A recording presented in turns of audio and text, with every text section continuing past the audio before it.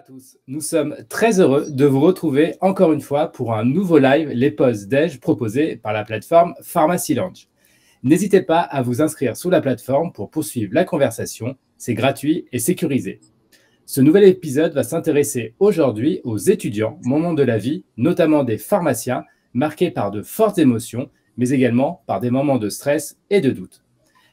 Sandrine Fabre-Rubenstein, cofondatrice de la société de conseil et d'accompagnement 600 Phoenix, est là pour nous accompagner et nous apporter un éclaircissement sur le sujet. Bonjour Sandrine, c'est un vrai plaisir de vous retrouver de nouveau. Pour moi aussi, Romain. Et bien évidemment, cet épisode ne serait pas possible sans le soutien et le travail des équipes de Pharmacy Lounge, représentées par son CEO, Fabrice Arnaud. Bonjour Fabrice. Bonjour Romain, je suis ravi aujourd'hui de vous accueillir dans Pharmacy Lounge, au sein de Pharmacy Lounge. Je suis ravi bien sûr d'accueillir Sandrine et son associé Sylvie Serre de la société 600 Phoenix et Romain qui est donc l'animateur de cette session, qui est pharmacien hospitalier. Et vous dire en quelques mots rapidement que Pharmacy Lounge n'est pas uniquement des webinaires, même si on en construit régulièrement. C'est aussi le premier réseau et le seul réseau digital professionnel à destination de l'ensemble des pharmaciens, pharmaciens d'officine, pharmaciens hospitaliers, étudiants internes, bien évidemment, et puis pairs de la profession. C'est un outil de décloisonnement, c'est extrêmement simple d'utilisation. Ce sont des fonctionnalités apparentées aux réseaux sociaux, mais la confidentialité en plus, puisque Pharmacy Lounge est confidentiel, sécurisé, éthique, c'est également gratuit. Et je vous invite à vous rejoindre entre vous au sein de Pharmacy Lounge dès la fin de ce webinaire et d'en parler autour de vous pour parler vite, effectivement, pour parler rapidement et échanger avec convivialité et professionnalisme. Cette session, elle est enregistrée. Et elle sera disponible en replay, évidemment, donc d'où cet enregistrement, sur notre chaîne YouTube et en podcast sur Pharma Podcast. Voilà, je laisse tout de suite la parole à Romain et Sandrine pour cette interview. Merci Fabrice, et on rappelle qu'on va se retrouver dans quelques minutes pour d'éventuelles questions. Alors Sandrine, rentrons directement dans la thématique du jour. Les étudiants sont-ils, malgré certaines apparences, des grands stressés ? Déjà, heureusement qu'ils sont stressés parce qu'ils ne se lèveraient pas le matin. Ce que je veux dire par là, alors excusez-moi, vous êtes tous des pharmaciens, donc je vais faire des raccourcis, peut-être des approximations. Vous ne m'en voudrez pas, je l'espère, notamment sur le plan des hormones. Donc en fait, le mécanisme du stress, c'est un agent stresseur et un système hormonal, notamment du cortisol. Alors, l'agent stresseur, ça peut être, je sais pas, une araignée, ça peut être conceptuel, ça peut être le temps, etc. Donc, il y a un agent, il est stresseur ou pas, ça dépend des gens. On va percevoir le danger. Là, c'est pareil, ça va être singulier. Moi, j'ai une perception du temps ou de l'araignée qui n'est pas la même que la vôtre, Romain, ou que celle de Fabrice. Et puis, je vais évaluer le danger. Alors, tout ça, dans le cadre de réflexe, ça se fait très, très, très vite. Une fois que j'ai évalué le danger, je vais évaluer mes forces par rapport à ce danger auquel je dois faire face et je vais choisir la réaction. Puis, lorsque c'est une réaction, enfin, une situation qui est inconnue, je vais répéter celle qui marche. Et ça, c'est fonctionnel. Ce qui va faire que on est grand stressé et que là, ça n'est plus fonctionnel, ça devient dysfonctionnel, c'est-à-dire qu'on souffre et que l'effet de cette souffrance et ce dysfonctionnement va faire que, au contraire, ça va jusqu'à inhiber l'action ou en provoquer des nocives. Si Fabrice veut bien cliquer sur voilà, c'est que ce mécanisme du stress qui doit être ponctuel et suivi de pause va se transformer en mécanisme chronique, enfin va devenir chronique si vous voulez. Du coup, le cortisol, je vous passe les détails, mais va être produit en permanence et du coup va exposer la personne à des tensions. Merci à Fabrice pour le clic. Voilà, donc il va y avoir une suradaptation à un danger perçu et à une incapacité à faire face à ce danger qui va faire que, en remerciant encore Fabrice de cliquer, que on va transformer ce stress et s'exposer à une situation qui couvre plus ses besoins. Et là, on va, et on y reviendra tout à l'heure, on va faire pomper une hormone qui est très très utile, notamment dans le système d'apprentissage, donc c'est très important pour les étudiants, la dopamine. Je précise juste une chose, c'est que ce sujet du stress chez les étudiants est un sujet très important, majeur, qui a beaucoup de choses à dire, donc vraiment n'hésitez pas à me couper, Romain ou Fabrice, si je déborde. Merci Sandrine pour ces rappels physiologiques toujours très intéressants. Alors moi, il y a quelque chose que je ne comprends pas, Sandrine. La période estudiantine est plutôt, on va dire, un moment agréable par rapport à la vie professionnelle qui vient après. Et pourtant, des étudiants sont encore stressés. Alors, est-ce qu'il existe des facteurs qui vont faire que certains étudiants sont plus sensibles au stress que d'autres? Oui, alors, si Fabrice veut bien encore… voilà, donc ça, c'est la dopamine qui s'enfuyait et le cortisol qui… faisait son œuvre tout seul, sans contrôle. Donc, quand je vous ai expliqué le mécanisme du stress fonctionnel, ce qu'on va avoir, c'est qu'on a des perturbateurs de ce mécanisme. Alors, merci Fabrice. Donc, ces perturbateurs, ils sont liés… Est-ce que Fabrice veut bien cliquer? Merci. Sont liés à des choses qui ont été construites dans l'enfance, dans l'adolescence, dans les expériences plus ou moins réussies, parfois traumatiques, dans l'environnement social, qui font que dans notre système de pensée, dans notre système de réaction et de comportement et dans notre système de gestion de ce qui suit les émotions, eh bien, on a des drivers, des schémas, des croyances qui font qu'au moment, d'abord on peut avoir une mauvaise perception du danger, mais surtout au moment où on va évaluer ses forces, on va avoir ces perturbateurs qui vont faire que, par exemple, si lors d'une évaluation saine, on se disait ben, non, j'ai pas les capacités actuellement de faire face à cette situation, il faut que je me forme, par exemple, on aurait par exemple un driver qui serait sois fort. Même si j'ai pas la capacité, je vais quand même m'accrocher, je vais continuer, je vais pas faire de pause, par exemple, et du coup, bah, je vais aller transformer ce stress ponctuel en stress chronique et ne pas agir sur les bons leviers qui seraient, je fais une pause, par exemple, une sieste, ou je me forme, ou je fais appel à l'aide. Voilà, donc c'est ça qui va donner une sensibilité plus grande et ça c'est dû aussi à un capital hormonal qui est différent chez chacun, à une structure de personnalité qui est différente, en plus de l'éducation, l'environnement et des expériences qui vont générer ces schémas et ces croyances. Donc on l'a bien compris, chacun va plus ou moins réagir différemment face à une situation de stress, mais comment réagir concrètement quand l'étudiant ressent un moment de stress ou un moment de pression? Alors, si Fabrice veut bien, donc oui, on a une réaction dysfonctionnelle. Si Fabrice veut bien cliquer encore. Alors, avant de venir aux examens, comment réagir face à une situation de stress? Ben, en fait, j'allais dire, c'est d'observer ce qui se passe. C'est-à-dire d'être un observateur de ce qui se passe pour moi. On va aller un peu plus loin d'ailleurs, Fabrice, si vous voulez bien. Voilà, donc on avance. Alors, écoutez, ce que je vous propose, c'est qu'on va un tout petit peu inverser, comme ça, on ne perdra pas de temps sur le clic. Si vous voulez bien, Romain, je vais d'abord venir à la période des examens, parce que c'est évidemment une situation auquel ils sont confrontés, et donc qui est une période normale, on va dire, hein, pour venir après sur, effectivement, qu'est-ce qu'on peut faire quand on a transformé un stress ponctuel en stress chronique.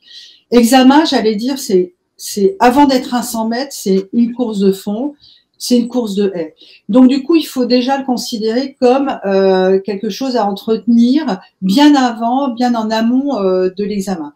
Et donc, entretenir, si vous voulez, presque une écologie, un équilibre. La première chose, c'est nourrir ses besoins. Alors, les besoins physiques, sport si on aime faire du sport, de la marche, tout ce que vous voulez, aussi travailler sur le souffle, sur la respiration, ça c'est très important. Les besoins psychologiques aussi, savoir ce qui nous fait du bien, est-ce que c'est du fun, est-ce que c'est du calme, à quel moment c'est du fun, à quel moment c'est du calme, donc à quel moment je sors, à quel moment je dis non aux sollicitations, parce qu'on peut avoir les deux hein, dans sa structure de personnalité. Est-ce que j'ai besoin de reconnaissance de mes pairs? Enfin, vous voyez, tout ça, c'est bien le savoir, bien le connaître, l'observer et le nourrir. Un clic, s'il vous plaît, Fabrice. Et les besoins sociaux. Alors, les besoins sociaux, c'est très important. C'est être entouré et savoir demander de l'aide aussi. Hein. Les nourrir, c'est être entouré de ceux qui me font du bien dans la famille, chez les amis, les profs aussi, hein, le personnel universitaire. Donc, s'entourer pour nourrir des échanges comme ça au quotidien, sur la longue durée, mais aussi savoir les solliciter. Ça, c'est très important, donc nourrir ses besoins. Un deuxième grand axe, c'est tout ce qui est partie alimentation. Alors, donc équilibrer les fruits, etc. Là, je vous fais pas un cours. En plus, je pense que vous en avez de plus costauds en pharmacie. On peut aussi avoir des compléments alimentaires, mais ça aussi, c'est très important pour le fonctionnement neurologique. Et puis, évidemment, le processus d'apprentissage. Un troisième axe, c'est la chronobiologie. Respecter ses rythmes. Alors évidemment, quand on est jeune, on peut sortir, faire une nuit blanche. Aujourd'hui, j'en serais incapable. J'en ai fait. Je suis encore vivante. Mais voilà. Donc, il faut savoir aussi rattraper. Et alors, quelque chose qui va peut-être surprendre, faire des siestes. Voilà, ça c'est super important, faire des siestes. Il y a des éloges de la sieste, mais c'est pas que pour le fun, c'est prouvé par les études scientifiques. Voilà, donc important.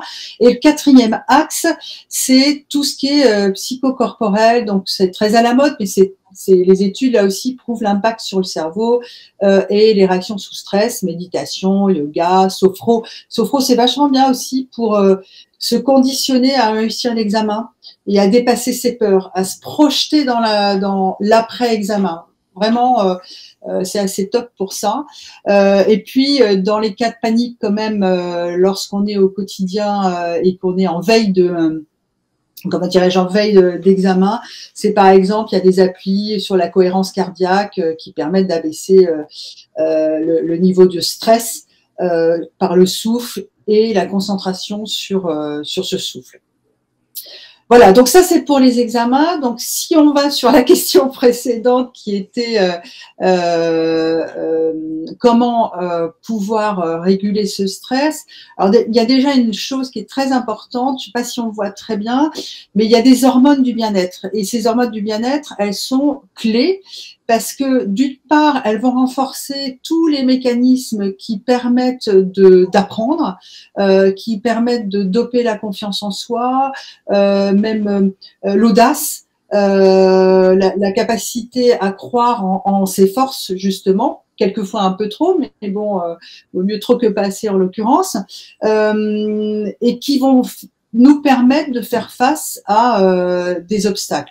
Alors là, j'ai focusé sur la dopamine, parce qu'elle agit vraiment sur les réseaux de récompense, et c'est celle qu'on étudie.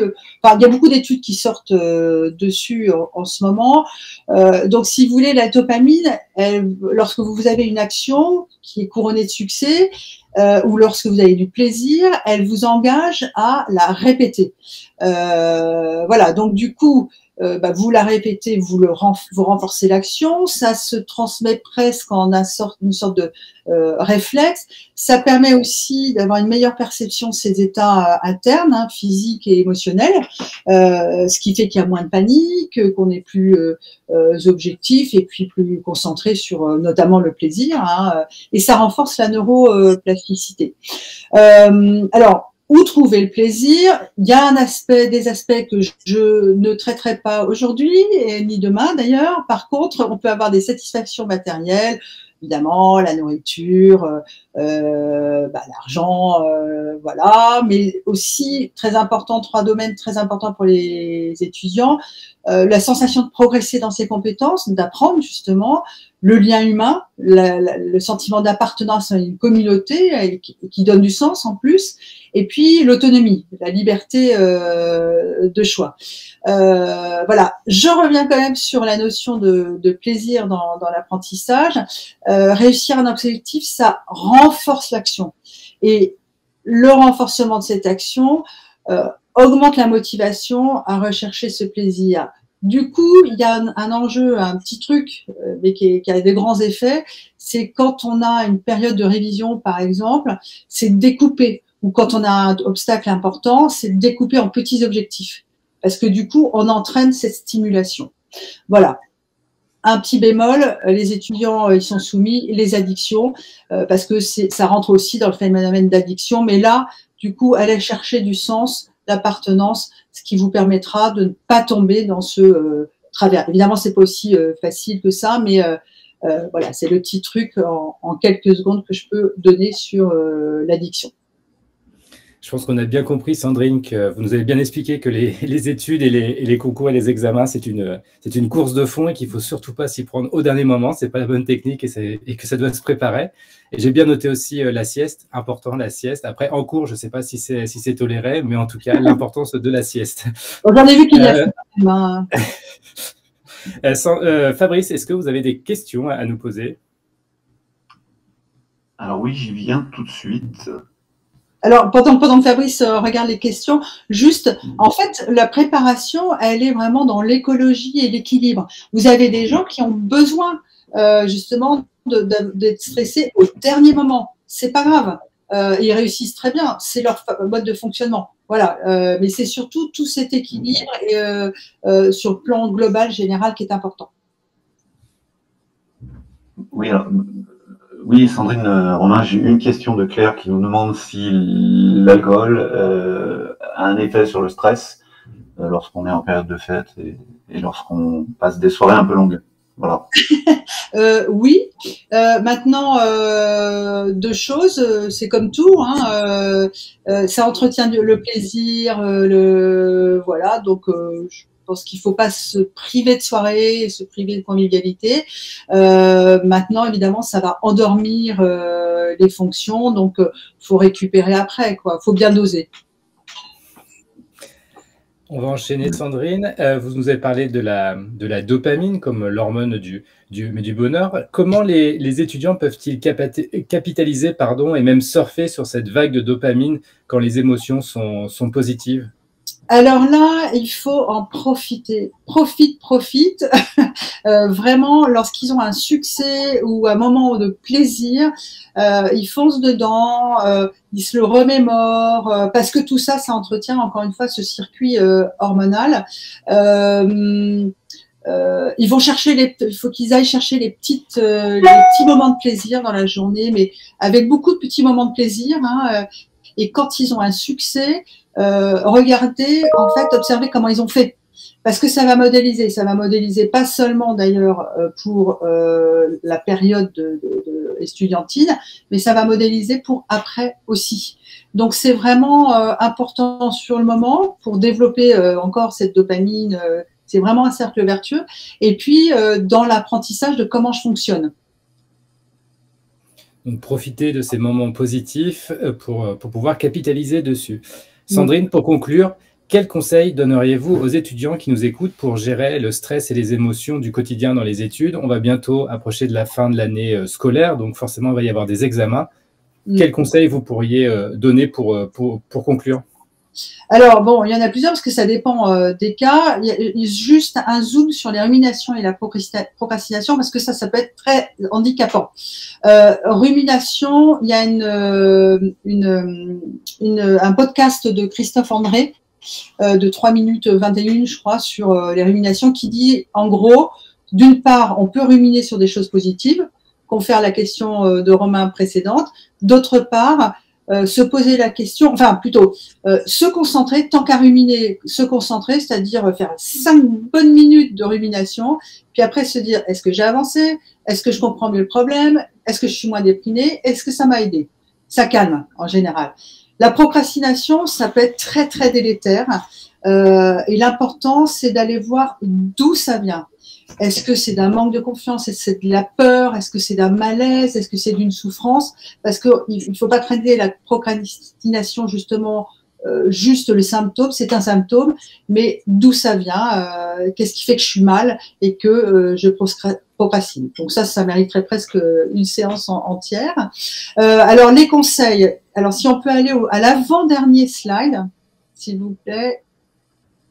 Hop là, c'est si on allait vraiment mal, mais ce serait un autre sujet. Avant-dernier slide, Fabrice, si c'est possible. Encore un. Voilà.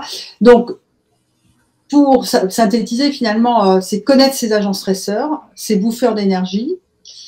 Après, il y a toute une série de bullet points. Donc, si Fabrice, vous voulez bien, voilà, connaître ses forces pour pouvoir bien les évaluer, travailler ses croyances limitantes et tout ce qui les a construites, donc les injonctions dans l'enfance, etc. Ensuite, être connecté à ses émotions. Super important. Et vraiment, pour que ce soit lisible et efficace, il y a 4 émotions. La peur, la douleur, la colère, le plaisir. Et elles ont toutes un message à vous envoyer. Je ne saurais vous recommander trop vous recommander une vidéo, un podcast qui s'appelle « Et tout le monde s'en fout », qui traite des émotions. Donc, je le mettrai dans notre espace partenaire et qui vraiment, en même pas 5 minutes, vous explique comment faire. 5e bullet point, Fabrice, si possible. Voilà, écoutez son corps, très important, parce que lui, il va vous dire non, là, t'arrêtes, ça fait une demi-heure, 20 minutes que tu procrastines, tu arrêtes. Bon, s'entourer de sa famille, faire les pauses, la sieste, nourrir ses besoins psychologiques, ça c'est vraiment le vade-mecum. Si vraiment ça va pas, consultez. Parce qu'il y a des choses à rétablir et tout seul, on peut ne pas y arriver. Et en synthèse de la synthèse, dernier slide. Alors, encore un clic. Voilà, donc se connaître, s'observer, prendre conscience de comment on fonctionne, tester des choses nouvelles quand ça ne marche pas et modéliser. Et puis, pour juste 3 trucs très concrets, l'appli cohérence cardiaque, alors il y en a plusieurs, Respirelax, et tout le monde s'en fout, et le podcast de Christophe André. Là, vous serez déjà un peu équipé quand même pour faire face à cette période. Merci Sandrine, et bien évidemment tous ces liens, comme vous l'avez dit, est disponible dans votre espace sur Pharmacy Lounge. Donc je vous invite encore une fois à vous inscrire sur Pharmacy Lounge et à rejoindre l'espace de Sandrine sur 600 Phoenix pour pouvoir échanger. Merci Sandrine encore une fois de nous avoir apporté tout votre savoir et vos conseils pour aider les étudiants. Merci à Pharmacy Lounge et à Fabrice Arnaud pour l'organisation de ce rendez-vous qui sera aussi disponible sur la plateforme. Et maintenant, nous vous donnons rendez-vous prochainement pour un autre rendez-vous des pauses déj. À bientôt. À bientôt. Merci à tous, au revoir.